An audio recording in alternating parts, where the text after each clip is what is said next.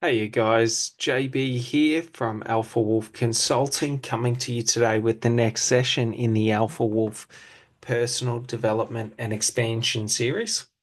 And this session is going to be all about this understanding of becoming the giver and receiver of love to understand the flow of creation of self-love. So when we understand this, we understand. Well, we may say self-love, we could say self-discipline. So in self-discipline, I am the sort of task setter and then the task achiever or doer, and then the task analyzer. So like I set the goal, I do the goal, I analyze the goal, I set the goal. Like I am the one who does all the actions. I set the rewards, I give out the rewards. I'm the one high-fiving myself. So we just understand when we think about it in terms of self, okay, what we have to understand is the value of validating through self. So that's the key, is that should I want to feel self-love in life, then I have to be the one who validates my ability to feel love within my life. Do you sort of get it? So I have to be the one that says, yes, it's okay to feel love now. How much love do I want to feel? And then I dish it out, and then I experience it as it's being dished out to me. Do you sort of get it? It's sort of like this game we play with ourselves. Do you sort of get it? Like you can see it in anger. Anger is a really easy one because it's sort of like there's always a point, a conscious decision where people decide to become angry. Up until then, they're reasonable, and then now I'm angry. Do you sort of get it? So we start to understand this and we start to see this. And now, if I'm able to maneuver that from self-love, so if I know that self-love is just like my ability to like give love, so to tell myself what love is, to demonstrate my love to myself, to allow myself to feel the love because I have demonstrated it to myself, and then allowing myself to appreciate myself for feeling that love. Do you sort of get the game? So it's multi-layer across all experiential sort of possibilities we could have across that experience. So think about it like the experience of love is a journey, and what we're talking about are all the steps of that journey.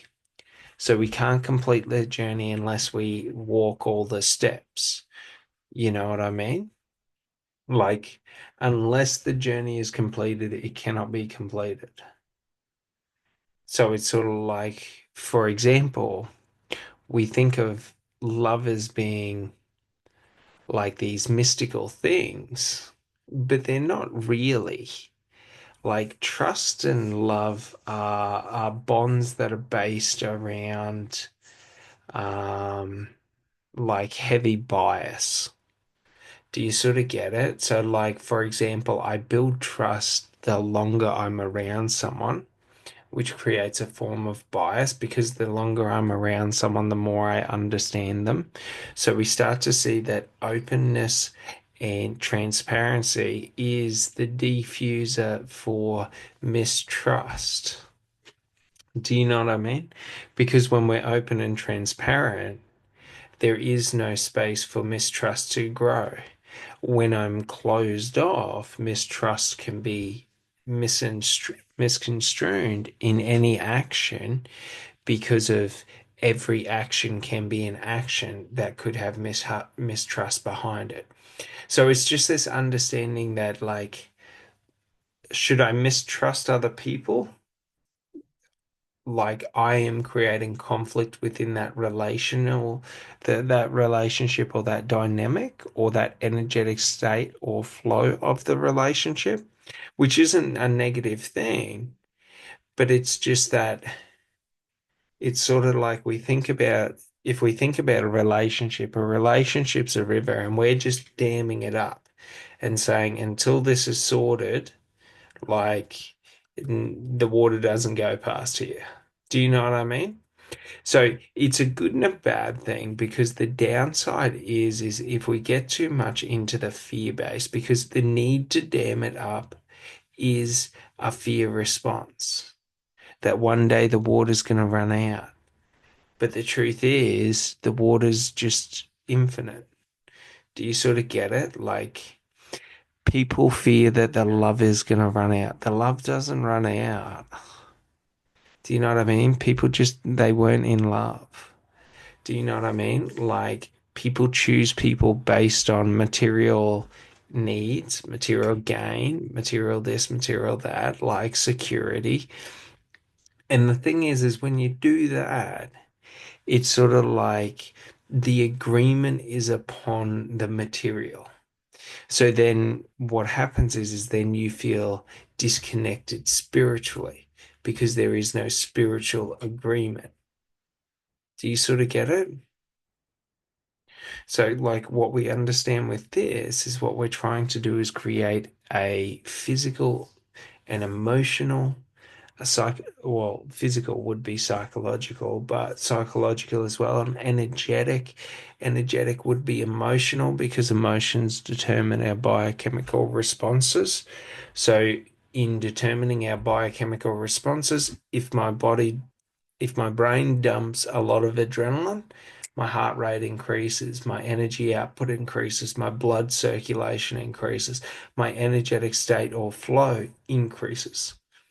Do you sort of get it? So we just understand there's all these different layers to the experiential understanding of me, all of me that I have experienced. Do you sort of get it? Not me as this identity, not me as this, you know, person, not me as, Joe Blow down the street, me as the culmination of all of the experiential data that I hold within myself. Because we think about it like this, experiential data allows us to hold sort of moments in time. Do you know what I mean? Like, for example, when I was young, like a toddler or something like that, like I remember, maybe I was 5 or 6, but I remember fucking touching the fucking hot pan thing on the stove top. Like, trust me, I'm never forgetting that. Do you sort of get it? Like, I understand what it fucking feels like if you put your fingers on. Do you know what I mean? So, like, we have this power in our mind to really associate with that experience, but it doesn't have to be a negative experience. Do you sort of get it?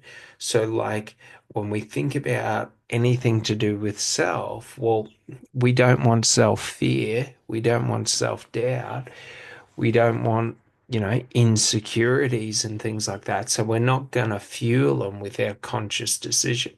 So with all conscious decision, we have an understanding that I am only thinking of the highest timeline, the highest actions I could take. That's what a timeline is, because there's pro-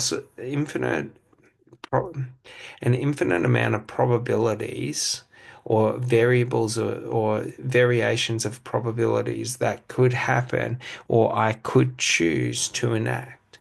When I choose one, it becomes reality.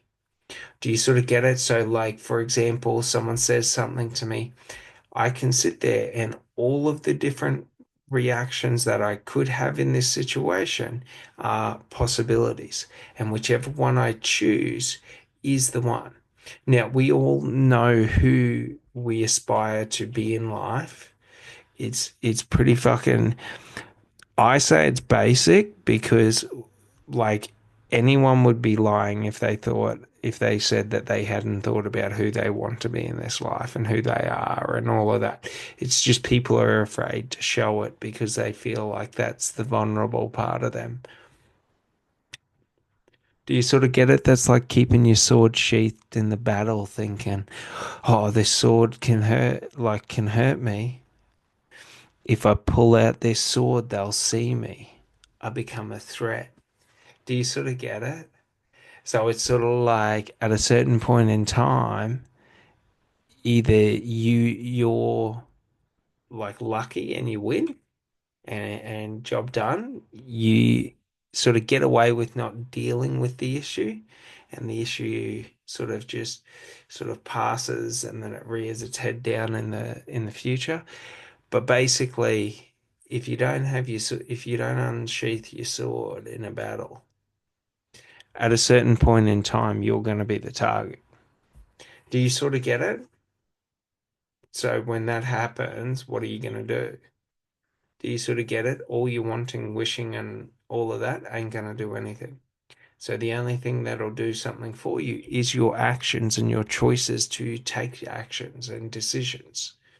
And that's what we're understanding when it is my self love. It's my actions and decisions and choices to choose to show and demonstrate love to myself in times where I feel good, in times where I feel shit, in times where I feel okay, in times where I feel amazing, ecstatic, like in every circumstance. So it's sort of like this: what you do, and an easy one to do, which I did, is you put self love and self worth and all of that, and you tie it into the sun. Do you sort of get it? And every time you look at that sun, every time you feel the sun on your skin, that is your self worth touching you. You're seeing your self worth. It's up in the sky. It doesn't miss a beat. Do you sort of get it? Like, it's very important to understand this aspect of psychological association, or basically emotional association. So, the more I associate emotions to like physical triggers, okay? So they can be physical triggers. It's usually best to have them as physical triggers. You don't want to have a thought-based trigger, because the way a thought-based trigger comes out is you have to consciously think about it and remind yourself to think about it to condition it in. Kind of hard to do because your mind is already wired to basically, like, it's wired to focus on the negative, so you got to rewire that to not focus on the negative, and that's a really easy process. It's done through language, it's done through biomechanics, it's done through everything. Like, there's many different ways that you can reprogram the subconscious mind out of a fear-based mind, but the simplest way is just to realize it's not that, like, things happen to me that I don't like. It's that I just don't want them in my experience. I don't want to experience them. If you say that to everything that you don't want in life, I don't want you. I don't want to experience you. Not I don't like you, I don't want you. Because if I don't want you, I'm making a conscious decision to walk the other way. If I don't like you, it creates a negative obsession. Do you sort of see? So in the language, we can shape and alter our ability to maneuver through life to get rid of the negative. So if there's an aspect of myself, I accept that it's an aspect of me. I don't want it. So I let go to it. And it's no stress. Why? Because I don't want it. Do you sort of get it? But when I don't like it, I try to get rid of it. I can get rid of it, but I'm still focused on it because I don't want to experience it again. So when I don't like something, I start projecting out into the future, trying to avoid it.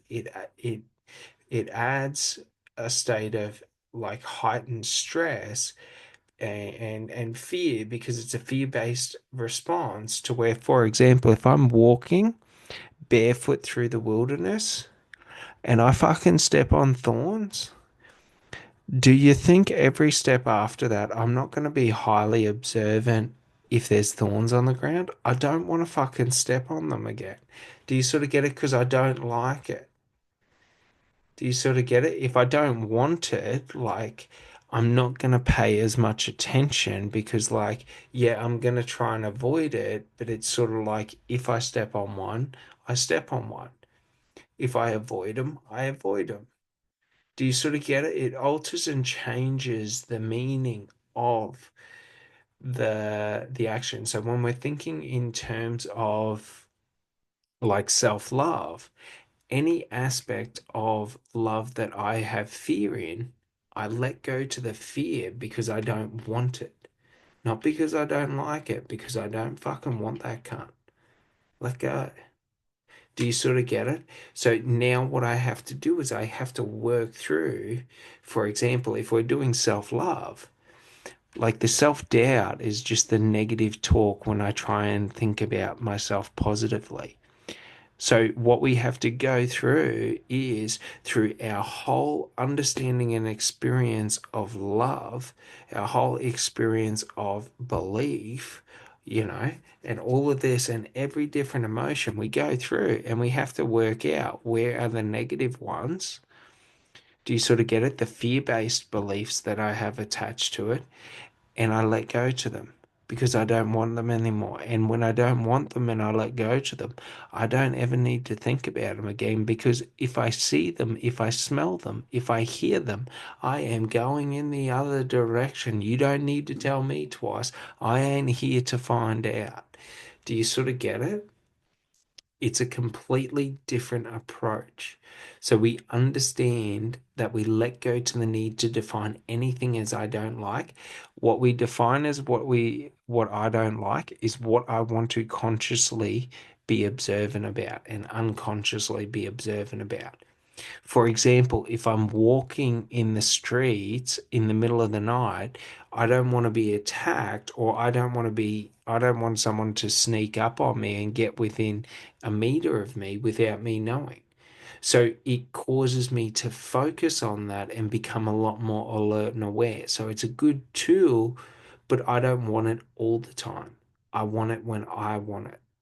Do you sort of get it? And that's the thing. If I'm telling myself I don't like things, it's outside of my control. Whatever I do, I cannot stop thinking about it. Trust me, I had this. This is sort of one of the ways in which I personally work through, like, like the PTSD I had growing up or was created within me growing up was always the space in between violence. Do you sort of get it? Like being 8 years old and having a 50 something year old dude threatening to bash and kill you, but no action was taken. Do you sort of get it? So it's sort of like a bit more of a psychological aspect than a physical manifestation. But the problem was I didn't like that behavior that those people took. So it always caused me to focus on it. Do you sort of get it? When I walked around, I looked for them, or people who portrayed their characteristics, predators. Do you sort of get it? But it causes negative association or negative obsessive tendencies because they're subconscious or unconscious compulsions. Because when I don't want something, it's like it's an evolutionary, for example, like you can think about it evolutionary. When I don't like something, it's because it's not good for me to eat. If I'm thinking about survival, if I'm tasting all different things, what I don't like is not, it's not good for me to eat. It's not what I eat. So I need to remember that so I don't try it again, especially with things that are toxic or make you nauseous or poisonous. It's very important for me to be able to identify a poisonous mushroom and an edible mushroom. Do you sort of get it? Like, or an edible root and a poisonous root, an edible berry, a poisonous berry. Like, it's very important for me to understand this. So we realize that, but we realize our brain doesn't understand the difference between what we really experience in life and what we imagine within our mind. So our memories and things like that. Because, for example, we could say that our memories are, so to speak, you know, real events, but realistically, our memories, we forget like 70% of them or something like that, and we just keep the 30% of the relevant information. So it's sort of like our memories are these illusions of time, so to speak. Because, like, for example, you can do this where you record, for example, you could write yourself a letter and record yourself speaking it and then just put it away and just try and remember it every day for 12 months. And you can write down what you remember or things like that, whatever it is. And at the end of the 12 months, this will test to see how sort of disciplined your memory is to focusing on storing all of the information, not just the core pieces. Because if I like think about it like this, if I'm doing multiple different tasks, I don't need to know everything in detail all the time. So, for example, let's say I was operating a business and I did marketing, sales, customer service, logistics, customer care, blah, blah, blah. Like when I'm doing sales, I don't need, like, I can use marketing information, but I don't need to be too focused on marketing. Do you know what I mean? I could use like customer service and things like that, but I don't need to be too focused on. Do you sort of get it? Because if I'm too focused on all of them, I won't really like, I won't really have enough energy to devote to any one of them. Do you sort of get it? So, like, for example, in a business, if I'm focused on sales, I should be focused on sales. Because if I'm not focused on sales when I'm doing sales, my mind is distracted to where I'm not present in the moment. I'm off thinking about something. So being present in the moment is just sort of focusing in on what I'm doing now. So if I'm, for example, on a sales call, doing a video recording, then that is where like 90 to 100% of my focus goes. Do you sort of get it?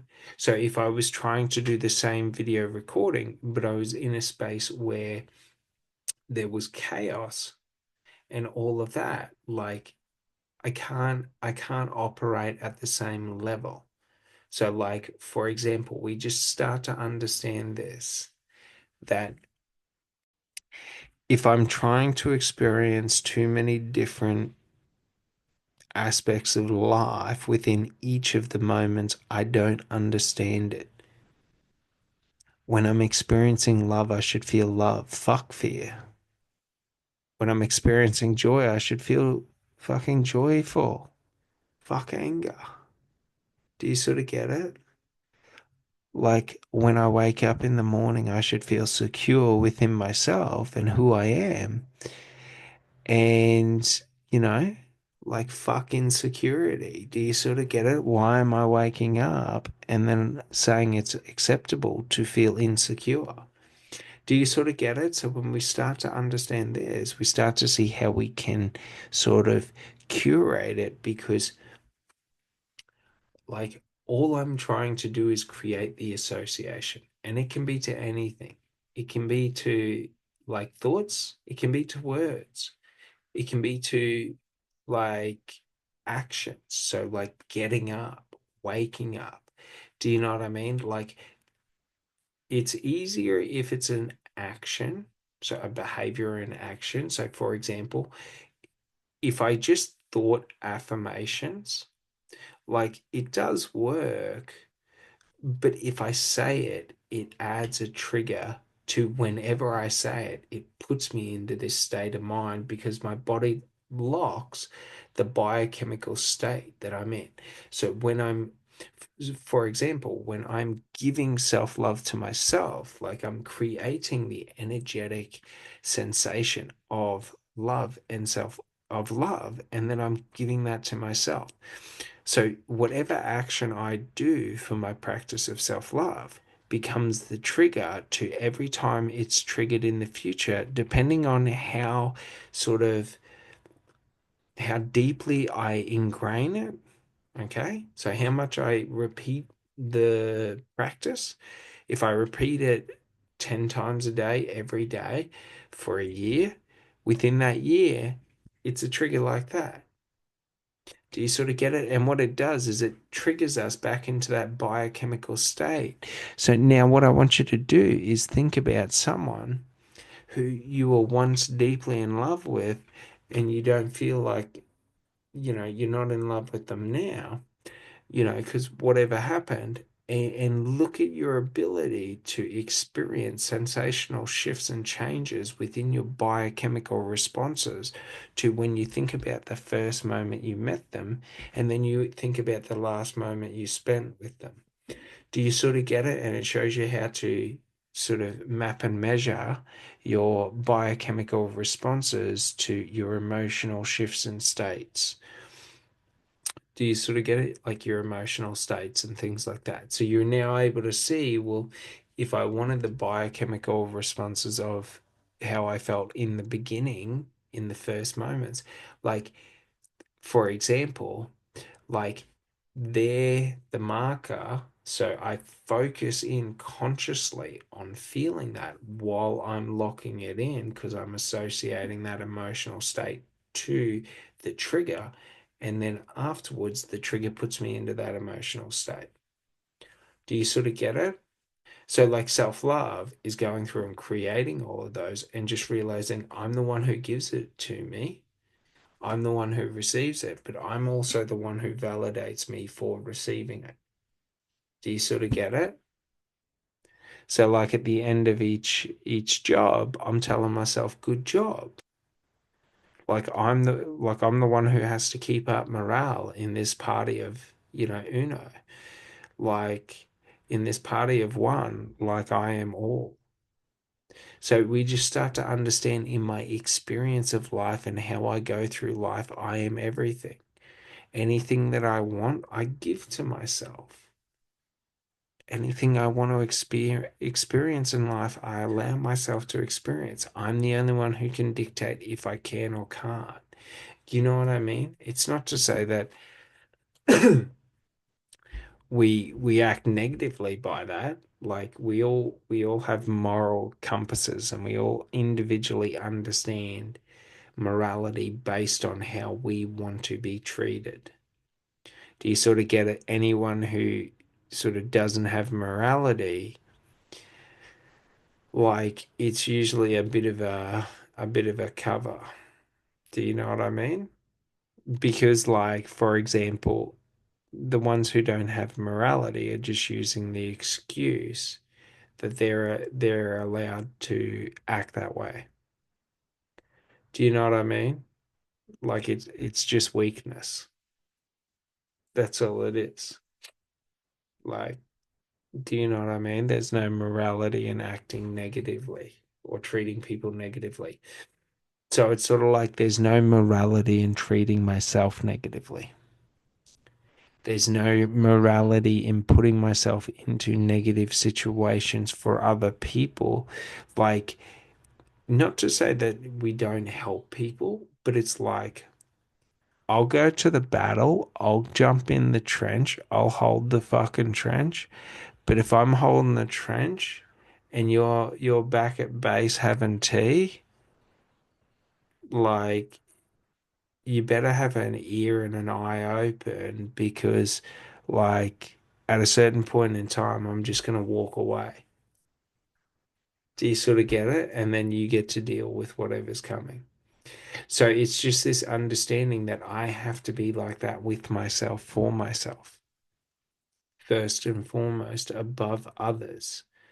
That it's like if I'm creating self-love, like I have to be the one setting the expectation of what love is, setting all of the restrictions around when it can be felt and expressed and things like that. Do you know what I mean? And then I'm the one who expresses it and then feels it. And then I validate myself feeling it. So the same with self-discipline. right? If we were to switch it out, because you can switch it out with whatever you want. Love is just one of them. Whatever emotion, whatever you want in life, if you wanted self confidence, you can create one for self confidence. If you wanted, like, it's interchangeable. It's just self means this, okay? So if I was boosting someone else's confidence, it would be a slightly different process of the process of self realization for them of that truth. Whereas when it is in self, it is the practice. So it is on me to embody and practice that truth. Do you sort of get it? Because with others, once they realize, it's on them to embody it to gain it.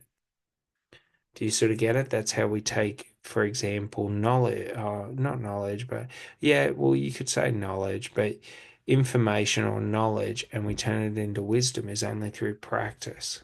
But first, we have to have the knowledge or information. Do you sort of get it? So if I don't have the knowledge or information, I can't make wisdom. I'll be the wisest fool in town. Do you sort of get it? I miss all the, so to speak, cactuses. Do you know what I mean? Like, why the fuck am I walking somewhere where there's cactuses? Why wouldn't I walk on the fucking road? Do you sort of get it? Like, why is that a thing? So we just realize when I'm the smartest fool in town, like when I'm the one creating resistance within my life, when I am the one that is creating this separation or barrier between the provider and the receiver, the giver and the receiver, okay, when I am giving to others in hopes of receiving from them, not realizing that I am the one who gives when I want to receive. Do you sort of get it? So when I think about it externally, I am the smartest fool in town. I put myself out in the field full of cactuses and I pretend like I'm smart because I can dodge them all until I can't. Do you sort of get it? Like that's the thing. Why are we out there? Do you sort of understand? So once I realize that, I start looking at my life and it's sort of like if there's environments, situations, people, whatever it may be in life, if I'm in aspects of life or experiencing aspects of life and I don't want to be experiencing them, like the question is just why am I experiencing them?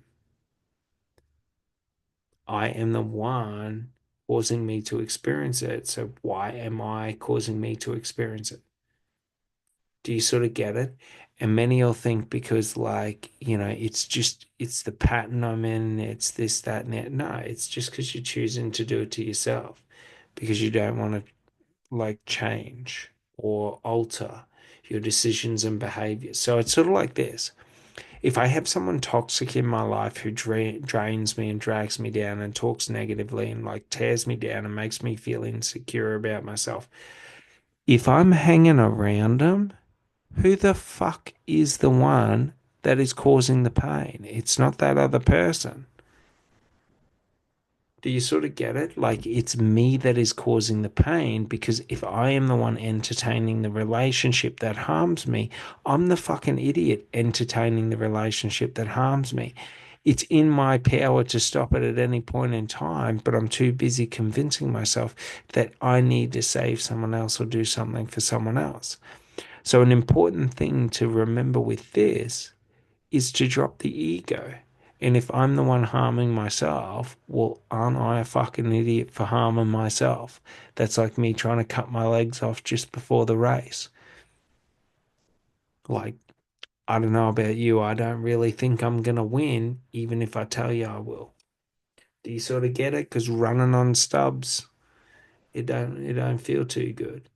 So we just start to understand that if I am the one that is harming myself, like I can tell myself all the stories and the pretty words that I want to boost my ego about why I'm doing this and how I'm doing this and how righteous I am for doing this.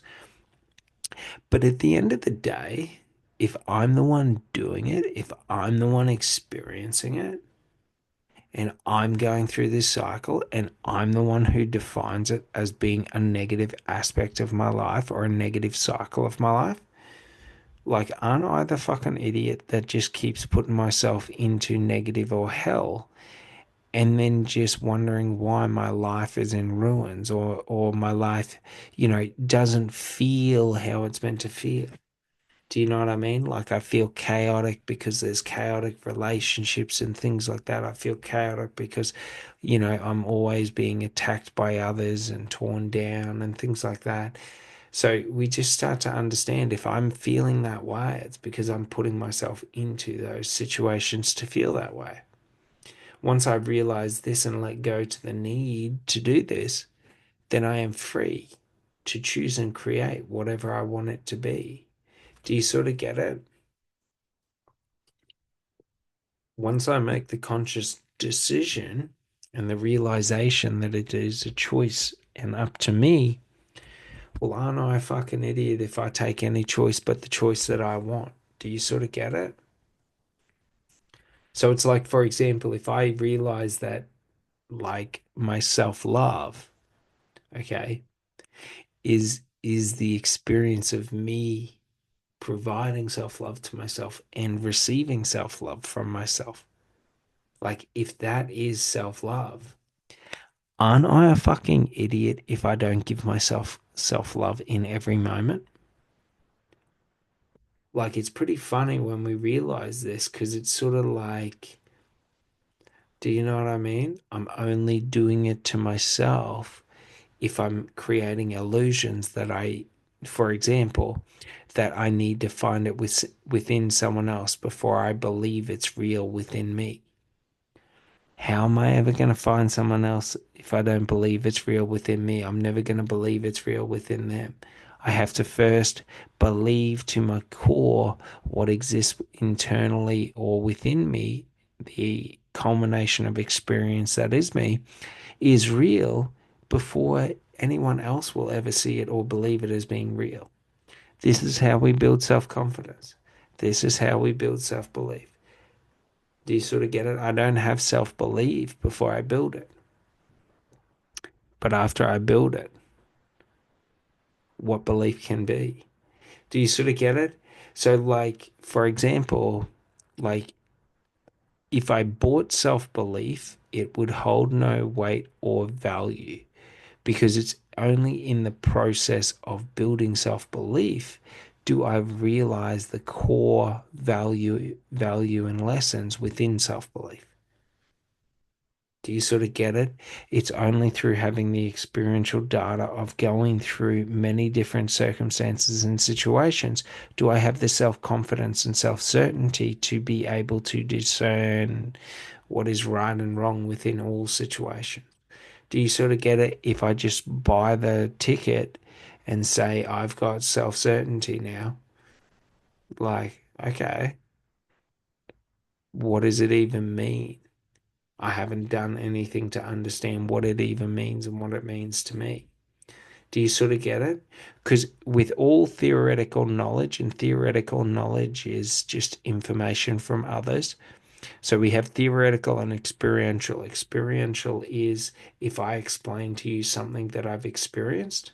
Theoretical is if I explain to you something that I know. Do you know what I mean?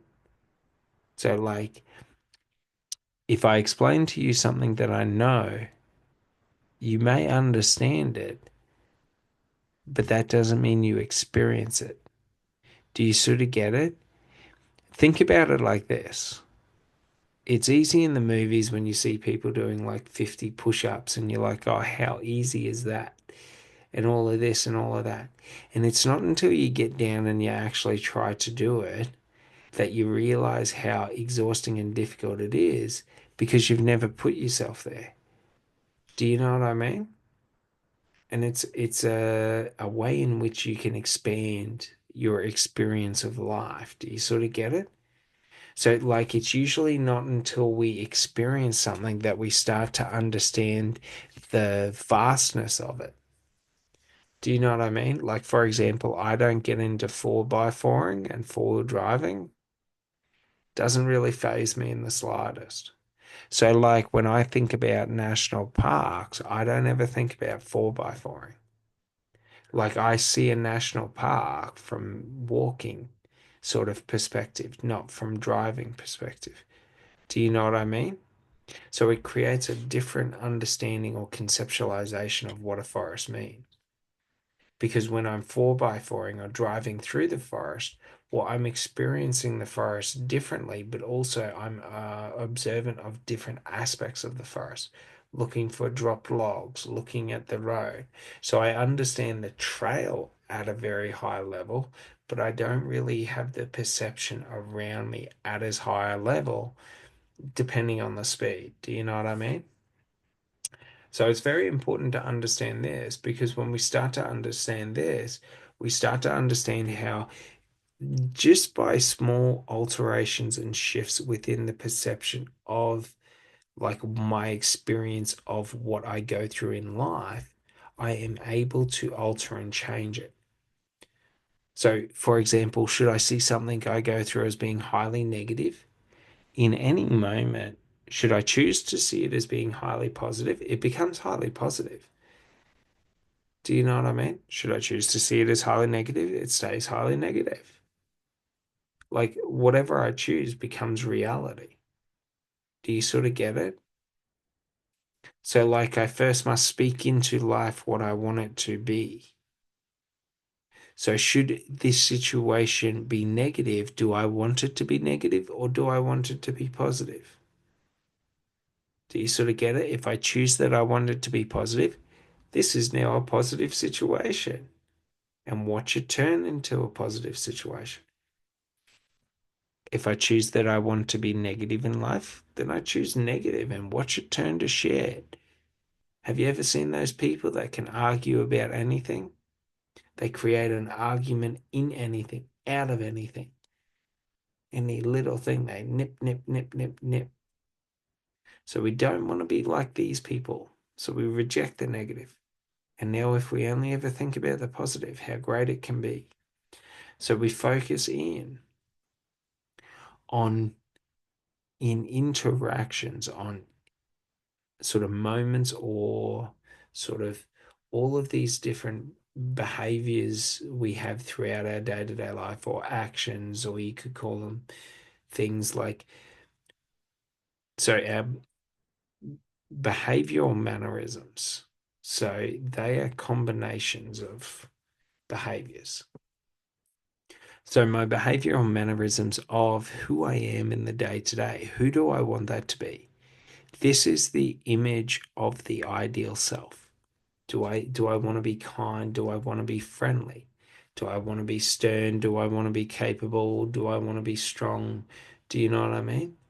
Like, who do I want to be?